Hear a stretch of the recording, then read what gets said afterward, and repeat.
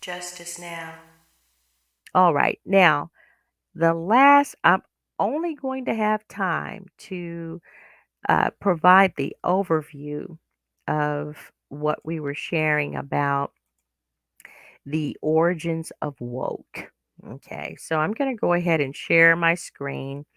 And this is just featuring an article that I found that is, you source it. You source articles. I do. I don't just throw something up, but I source them to make sure that it's relevant and that it's good, reputable. Now, this article is by Benjamin Butterworth. Now, he is an editor and reporter out of the UK. So what I like to do, we have our own ideas. We're in house. We're the United States, and there's so much going on with us as far as the differences and the separation, segregation, the racism and sexism and classism. There's so much going on to where I like to get the perspective of how the rest of the world is seeing this. Of course, they have their issues too. Countries in the rest of the world have their issues too. But was an interesting article, and this was written this summer. And he writes out of iNews, mm, iNews, and it's on the website uh, inews.co.uk news. And it's called What Does Woke Mean? Origins of Term and How the Meaning Has Changed. So, woke, what he explains here, was officially added in the dictionary in 2017, and it means to be awake to sensitive social issues such as racism. Okay, the term woke is at the center of many of the fiercest political and cultural debates at the moment. Some people say being woke is a sign of awareness to social issues. Others whip out the term as an insult. And I want to take that piece right there before I move on to share a little bit more of what the origins of woke came into being. But the term, the insult, right? Social issues. I think that cultural slang is, to me, is a creative way to communicate. Cultural slang. It's a creative way to communicate. I think that we can go back to the times of the enslavement of Africans here in America and how the slang and the songs and the codes and the words that were said and sung communicated to the culture, to the other Africans, the different things that were going on at the time. So if someone was going to run, then maybe they would sing the song Sweet Low, Swing Low, Sweet Chariot, different terms and cultural terms. It makes for a community of creativity, but then a community of communicating and understanding what's happening, what's going on, sort of like code. And I think that even age groups have code. It's okay when young people come up with different terms for their generation, and how the terms may be in style, but then another generation comes along and now it's not in style to say it anymore. So it seems to be okay when it's used in that perspective, the different terms, cultural creativity of terms. But when it's used, when African Americans use it, then there seems to be an issue. And that's something that I've noticed. So the insults would come because they're people are putting woke on everything, and they're bashing the idea of being woke. Mm, which, yeah, just simply means to wake up, to wake up. So let's let me go. I do want to share, and this is an image of Benjamin Butterworth and a little part of what he's started discussing. Let me go to the actual, there's another site, I believe, where, well, I must have, yeah. Let me go here. I want to go here. There's another little, the origins of woke. Now, woke, it in the we talked about it being in the urban in the dictionary in 2017, and it means to awake to sensitive social issues such as racism. Okay, so that's what it means to be woke. So to be awakened to social issues, and this is out of the Oxford English Dictionary. Okay, that's not a bad thing. What's wrong with that? So now those who are against people having the same rights and to be able to speak up because of the injustice that they are experiencing, uh, people who are against that, they try to make a joke of it. They try to make a joke of the word.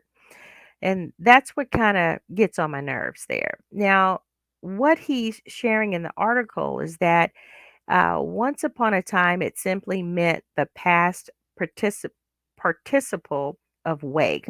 While that has rapidly changed in recent years, the modern definition of the word isn't that new in the United States. So it's not a new thing. It says in 1962, the New York Times published an article of phrases and words you might hear today in Harlem.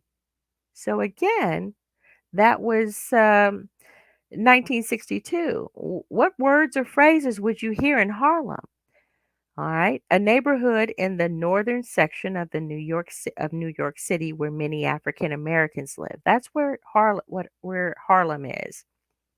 A neighborhood in New York City. The African American novelist William Melvin Kelly wrote the earliest known use of the word under its new definition in an article titled "If You're Woke, You Dig It."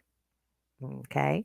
10 years later, in 1972, a character in the Barry Beckham play Garvey Lives says he'll stay woke via the work of Pan Africanist Marcus Garvey with the line, I've been sleeping all my life, and now that Mr. Garvey done woke me up, I'm going to stay woke and I'm going to help him wake up other black folk.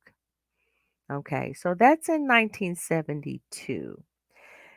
We can even go back a little bit more on this one because they've even mentioned woke in songs in 1930s. There was a phrase was uttered in a recording by Leadbelly, who is a blues singer in the 1930s. Now, Marcus Garvey and them hmm, came about a little before then, before then in the 30s, and of course, still in the 30s, it was happening. That the movement, the Marcus Garvey movement, was popular, where this was a back to Africa movement.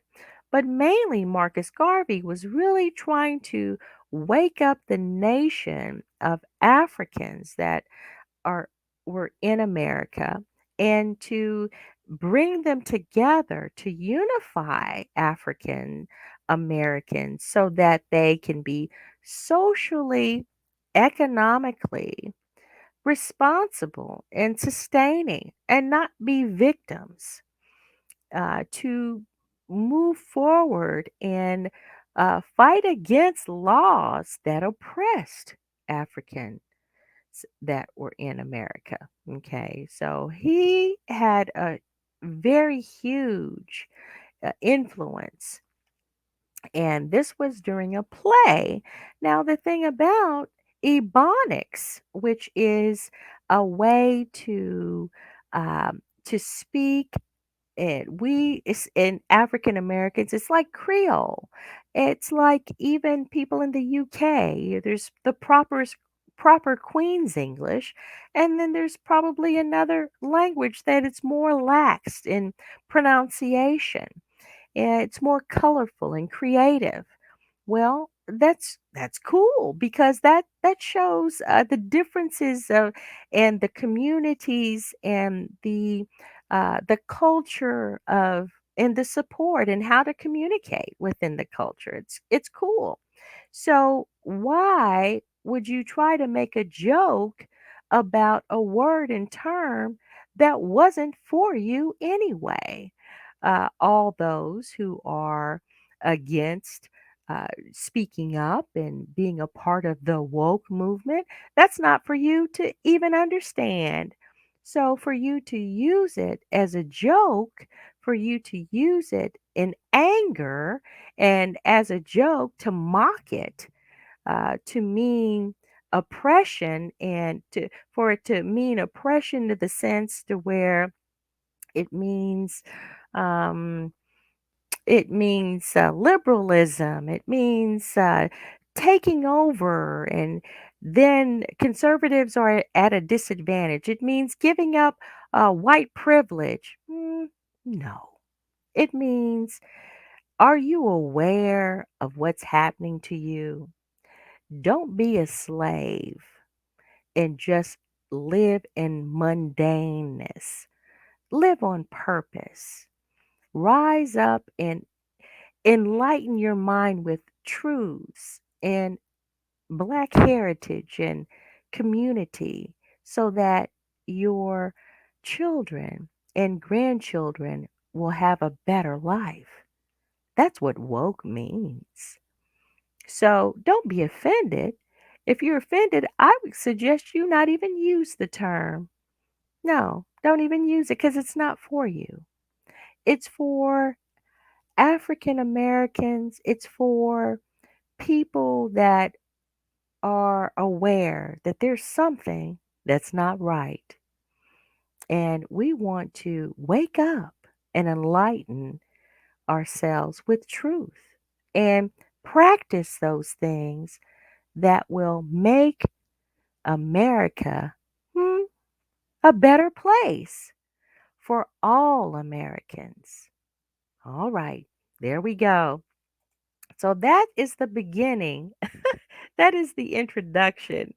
Uh, that's the origin of woke. And we're going to come back and talk a little bit more because I'm out of time. I'm way over time.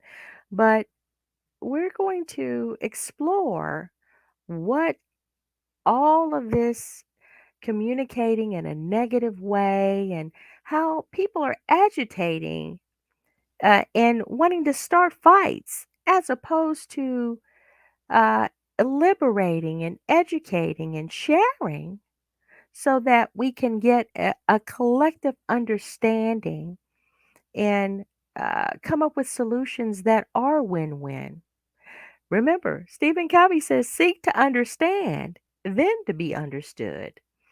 There's a lot of fear mongering that goes on when people agitate and say that woke is a negative thing. To be woke is negative, and to be feared. And here come the liberals. Here come the people that want to take away our standard of living. Nobody wants to do that. And I will say that our God, and see, this is one of the reasons why you trust in the Lord and not in government. But our God is an awesome God. He's a big God, and He's more than capable of providing for each and every purpose that a person has that He sent here to live life. He's well able to provide for. It's just the greedy people that and the haters and the oppressors that want to steal, kill, and destroy life. All right. That's my take on it. Okay. So we are